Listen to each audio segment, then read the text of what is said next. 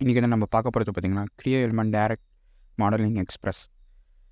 இதை பற்றி நம்ம வந்து ஃபுல்லாக வந்து பார்ப்போம். இன்றைக்கி வந்து ஃபுல்லாக வந்து நம்ம வந்து இன்ட்ரடக்ஷன் மட்டும் தான் பார்க்க போகிறோம். இந்த க்ரியோ எலிமெண்ட் மூலிமா நம்மளால் வந்து சீக்கிரமாக வந்து ஒரு நம்ம நினச்ச டிசைன் டக்குன்னு வந்து கிரியேட் பண்ணலாம். ஏன்னா வந்து இது வந்து யூசர் ஃப்ரெண்ட்லி இன்டர்ஃபேஸோடு இருக்கும். அதுக்கப்புறம் பார்த்திங்கன்னா என்ஹான்ஸ் ப்ரொடக்டிவிட்டி, அதாவது யூசர் ஃப்ரெண்ட்லி இன்டர்ஃபேஸாக இருக்கனால நம்மளால் வந்து ஈஸியாக வந்து அண்டர்ஸ்டாண்ட் டக்குன்னு டூல் வந்து அண்டர்ஸ்டாண்ட் பண்ணிவிட்டு நம்ம வந்து ஈஸியாக வந்து மாடல் வந்து க்ரியேட் பண்ணிவிட்டு நம்ம வந்து ஈஸியாக அடுத்தடுத்த நெக்ஸ்ட் ஸ்டேஜுக்கு வந்து மூவ் பண்ணிட்டு போய் கேட்கலாம். ஆனால் நம்மளுக்கு வந்து ரொம்ப ரொம்ப ஈஸியாக இருக்கும். நெக்ஸ்ட் வந்து பார்த்திங்கன்னா ஸ்ட்ரீம்லைனில் டிசைன் ப்ராசஸ். இப்போ வந்து எக்ஸாம்பிளுக்கு டிசைன் கிரியேஷன் இருக்குன்னு வச்சுக்கோங்களேன்.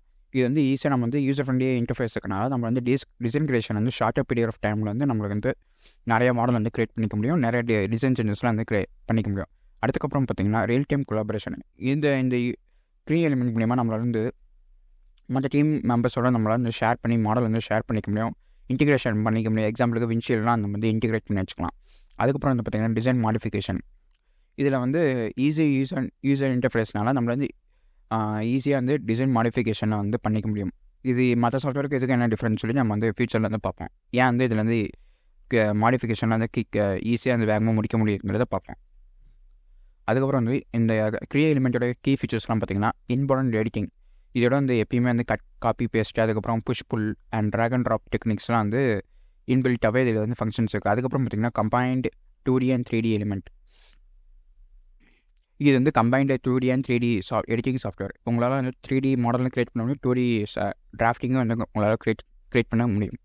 அதுக்கப்புறம் பார்த்திங்கன்னா சீம்லெஸ் இன்டிகிரேஷன்.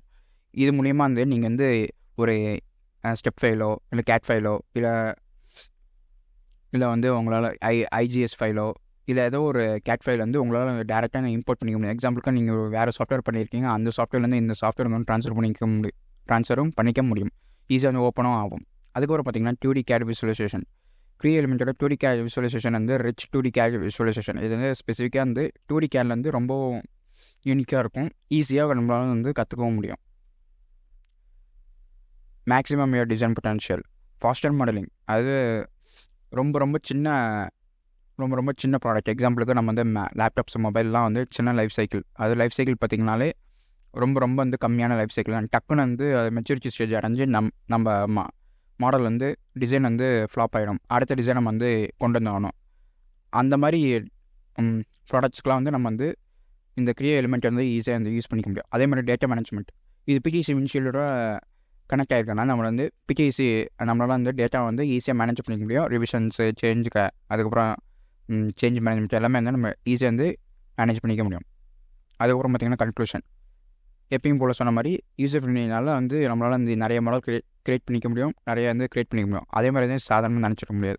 இதால் வந்து இது பவர்ஃபுல் 3D CAD. இதுலேருந்து நான் நிறையா பண்ணலாம். அதுக்கப்புறம் வந்து எஃபிஷியன்ட் ஒர்க் ஃப்ளோ.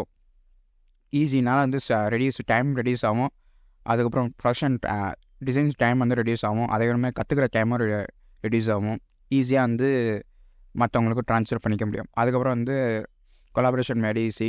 இது வந்து நம்ம எப்பயும் போல தான் நம்ம வந்து நம்மளோட டீமுக்கு வந்து கனெக்டடாக வச்சுக்கலாம் பிடிசி வின்ஷீல்ட் மூலிமா. இல்லை வந்து நம்ம நார்மலாக ஒரு கேட் ஃபைல் வந்து ஷேர் பண்ணிக்க ஈஸியாக வேலையை வந்து முடிச்சிடலாம்.